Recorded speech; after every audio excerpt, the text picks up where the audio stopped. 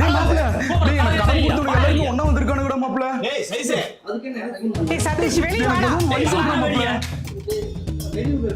வெளியூர் எங்கடா இருக்க? டேய் செருப்புல ஏட் பண்றடா. நீ ஒண்ணுக்கு ஒரு வெளியூரடா?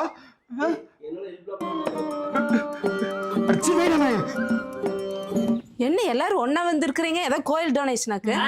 கோயில் டொனேஷன் மட்டும் உன் பையன் அப்படியே கட்டு எடுத்து கொடுத்துருவான்.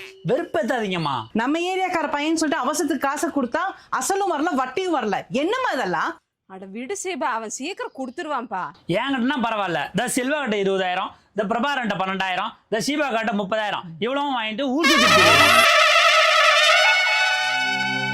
ஐயனாரு வராரு. ஏதோ பிளான் பண்ணிட்டான்டா.